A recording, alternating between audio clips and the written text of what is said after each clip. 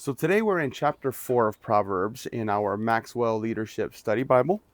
And today's focus is on Proverbs 4, verses 20 through 27, where we learn about principle centered leadership. And what it says here is leaders who last do not merely react to the culture, they base their leadership on timeless and universal principles.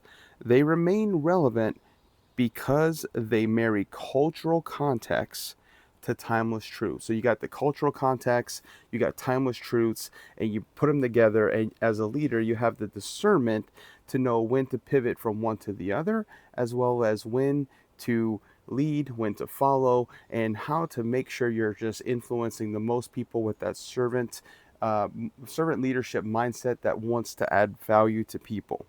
In Proverbs 4, it encourages leaders to become principle centered. So you got to know the principles that are found in the word, and that becomes your core on which you pivot between differing options, right?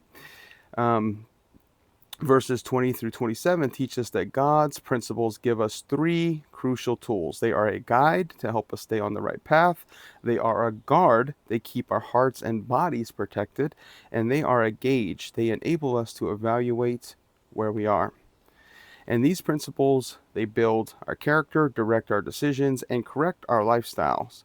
Every leader ought to consume God's word and then put the truths that he or she discovers in the form of principles that can guide, guard, and gauge his or her life. And that's very important because as you are marrying those timeless principles with the current culture, the word will work as that guide, as that guard, and as that gauge in your life, so that way you know that you are staying true to the principles of God and you are effectively leading and now adding value to people.